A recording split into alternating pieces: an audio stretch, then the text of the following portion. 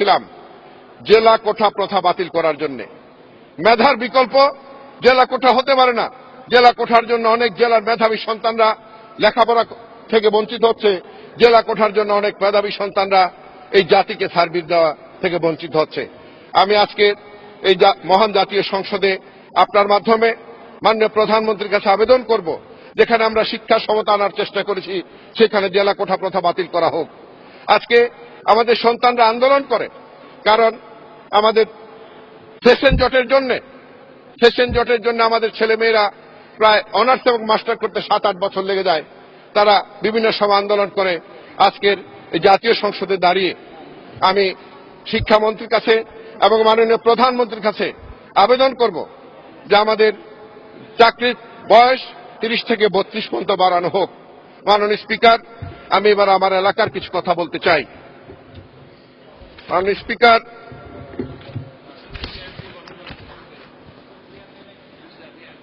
গত 26শে জানুয়ারি আমাদের প্রিয় নেত্রী জাতির কন্যা জননেত্রী শেখ হাসিনা ক্যাবিনেট মিটিংয়ে উল্লেখ করেছেন কুমিল্লা, চাঁদপুর, ব্রাহ্মণবাড়িয়া, নোয়াখালী, ফেনী, লক্ষ্মীপুর নিয়ে একটি প্রশাসনিক বিভাগ ঘোষণা করা হবে। মাননীয় স্পিকার, এই কুমিল্লার মানুষ দীর্ঘদিন যাবৎ এই বিভাগের দাবি এবং আন্দোলন করেছে। আমরা 1986 সালে বাংলাদেশের প্রথম বিভাগের জন্য আন্দোলন করেছিলাম। আন্দোলন আমরা করেছি, বিভাগ হয়েছে বরিশালে। আন্দোলন আমরা করেছি, বিভাগ হয়েছে সিলেটে। আন্দোলন আমরা করেছি, বিভাগ হয়েছে রংপুরে। আজকে আমি কুমিল্লার সকল মানুষের পক্ষ থেকে আমাদের প্রিয় নেত্রী জাতির জনকন্যা জননেত্রী শেখ হাসিনাকে আন্তরিক অভিনন্দন এবং কৃতজ্ঞতা জানাই যে আমাদের দীর্ঘদিনের সেই দাবি কথা তিনি চিন্তা করে গত 26শে জানুয়ারি ক্যাবিনেটে বিভাগের কথা বলেছেন। এই সংসদে যখন আমি প্রথম এসেছিলাম, বক্তব্য দেওয়ার যে সুযোগ পেয়েছিলাম, মাননীয় স্পিকার, আমার প্রথম বক্তৃতায় 2009 সালের 21শে জুন আমি বাজেট পিরিয়ডে কুমিল্লাকে বিভাগ তৈরি করার জন্য দাবি উত্থাপন করেছিলাম। আমার মনে হয় আজকে কুমিল্লা বিভাগ হওয়ার অনেক যুক্তিসঙ্গত কারণ আছে। মাননীয় স্পিকার, আমি আপনার কাছে কিছু, আপনার মাধ্যমে আমাদের এই সংসদের সকল সদস্যদের কাছে কুমিল্লা সম্পর্কে তথ্য তুলে দিতে চাই যে আজকে যে জাতি খাদ্যে স্বয়ংসম্পূর্ণ, কুমিল্লার জনসংখ্যার দিক থেকে কুমিল্লা এই 2014 সালে 11 সালের আদমশুমারির সাথে গ্রোথ রেট যোগ করলে কুমিল্লা জেলা বর্তমানে 56,46,000 মানুষের কুমিল্লা জেলা। চাঁদপুর জেলায় 29,86,000 অধিবাসী আছে। ব্রাহ্মণবাড়িয়াতে 24,60,000, নোয়াখালী জেলায় 32 লক্ষ, লক্ষ্মীপুরে 18 লক্ষ এবং ফেনীতে 15 লক্ষ মানুষের অধিবাস আমরা এই 6 জেলায়। মাননীয় স্পিকার, আমাদের কুমিল্লায় 56 লক্ষ মানুষের খাদ্য উৎপাদনের যে কুমিল্লা জেলা, এই কুমিল্লা পদ্ধতি বাংলাদেশের খাদ্যে এক বিপ্লব ঘটিয়েছে। এই কুমিল্লা পদ্ধতির কারণে আমরা বর্তমানে 56 লক্ষ মানুষের খাদ্য উৎপাদন করার পরও আমরা 2,98,000 মেট্রিক টন খাদ্য আমরা এবার অতিরিক্ত উৎপাদন করতে সক্ষম হয়েছি। আমাদের কুমিল্লায় 12,79,000 মেট্রিক টন খাদ্য এবার আমরা উৎপাদন করেছি। আমাদের চাহিদা হচ্ছে 9,80,000 মেট্রিক টন।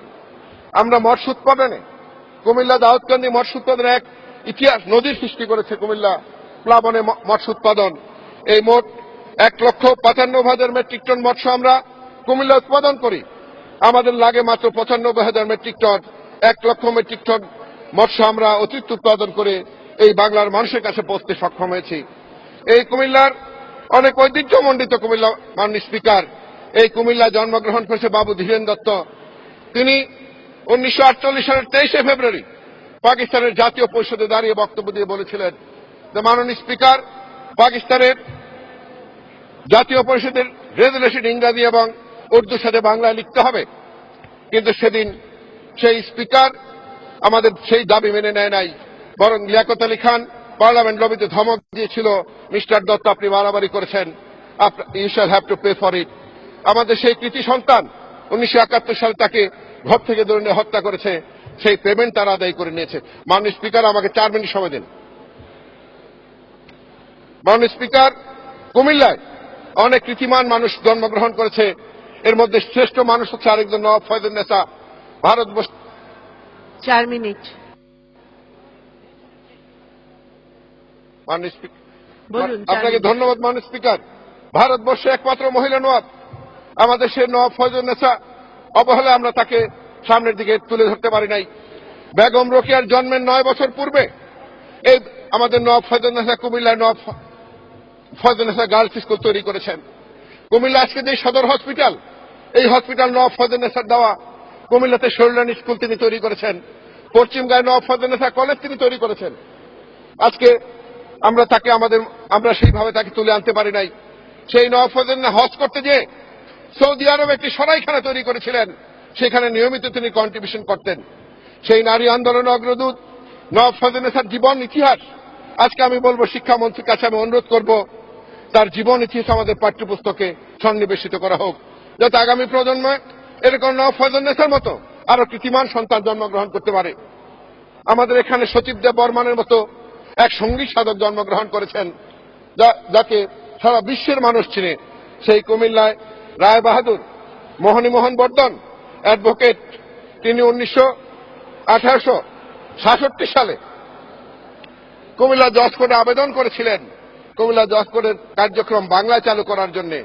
সেই ইংরেজ আমলেই তিনি বাংলায় কার্যক্রম চালু করতে সক্ষম হয়েছিলেন। তাই আমরা বলতে চাই, বাংলা ভাষার জন্য সেই কুমিল্লার অনেক কৃতিমান সন্তানরা তাদের কন্ট্রিবিউশন রাখতে সক্ষম হয়েছে। আন্তর্জাতিক মাতৃভাষার রূপকার হচ্ছে কুমিল্লার রফিক, তিনি মুক্তিযোদ্ধা, তিনি আমাদের সহকর্মী, আমাদের বন্ধু। তিনি প্রথম আর্কিটেক্ট হিসেবে জাতিসংঘে প্রস্তাব দিয়েছিলেন। পরবর্তী পর্যায়ে আমাদের প্রিয় নেত্রী আমাদের শিক্ষামন্ত্রীকে পাঠিয়ে রাষ্ট্রীয়ভাবে সেটাকে স্বীকৃতি আদায় করতে সক্ষম হয়েছেন। আমাদের মাননীয় স্পিকার, কুমিল্লা বিভাগ হওয়ার আরো কারণ আছে। আজ থেকে 150 বছর আগে ত্রিপুরার সমতল ভূমিতে প্রশাসনিক কার্যক্রম চালু করেছিলেন ত্রিপুরার রাজা এই কুমিল্লাতে। কুমিল্লা কোটবাড়িতে 800 বছর আগে বিশ্ববিদ্যালয় তৈরি হয়েছে। কুমিল্লা এখন বর্তমানে সিটি কর্পোরেশন আছে। কুমিল্লা আমরা মেট্রোপলিটন পুলিশ স্থাপন করার জন্য ইতিমধ্যে আমরা কার্যক্রম চালু করেছি। কুমিল্লা 500 বেড মেডিকেল হসপিটাল আছে, কুমিল্লা শিক্ষা বোর্ড আছে, কুমিল্লা বার্ড আছে, কুমিল্লা বিশ্ববিদ্যালয় আছে। মাননীয় স্পিকার, শুধু এখন কুমিল্লা একটা ইপিজেড দিয়েছেন আমাদের নেত্রী গত টার্মে ক্ষমতা আসার পর। সেই ইপিজেডে 213.15 মিলিয়ন মার্কিন ডলার বিনিয়োগ আছে এবং সেখানে 55টি শিল্প কারখানার প্লট দেওয়া হয়েছে। 36টি পূর্ণাঙ্গভাবে চালু আছে, সেখানে 20,000 লোক কাজ করে। আমরা এবার পরিকল্পনা গ্রহণ করেছি, এই 16-17 অর্থ বছরের মধ্যে বাকি সবগুলোকে যদি আমরা কাজে লাগাতে পারি, 50,000 লোক সেখানে কাজ করতে সক্ষম হবে। এই গত বছরও আমাদের ইপিজেড থেকে 2,09,052 মিলিয়ন মার্কিন ডলার আমরা রপ্তানি করতে সক্ষম হয়েছি। এই বছর আমাদের টার্গেট হচ্ছে 300 মিলিয়ন মার্কিন ডলার আমরা রপ্তানি করতে পারবো। আমি শুধু বলতে চাই, কুমিল্লার সব ব্যবস্থা আছে, সকল ব্যাংকের জিএম অফিস আছে, আপনার সকল অফিসের আপনার প্রধান নির্বাহীদের অফিস আছে। শুধু নাই একজন বিভাগীয় কমিশনার, একজন ডিআইজি, এই দুইটা বসাই দিলে পূর্ণাঙ্গ বিভাগের ব্যবস্থা আমরা গ্রহণ করতে পারি। এর আগে যত জায়গায় বিভাগ হয়েছে সরকারের হাজার কোটি টাকা বাজেট দিতে হয়েছে, আমাদের সেই ব্যবস্থা নাই। শুধু আমাদেরকে বিভাগের কার্যক্রম করার অনুমতি দিলে, 2 জন লোককে বসিয়ে দিলে আমরা বিভাগের কার্যক্রম চালু করতে পারবো। মাননীয় স্পিকার, আপনাকে ধন্যবাদ, রাষ্ট্রপতিকে ধন্যবাদ দিয়ে আমার বক্তব্য শেষ করলাম। আল্লাহ হাফিজ। জয় বাংলা, জয় বঙ্গবন্ধু। ধন্যবাদ মাননীয় সদস্য।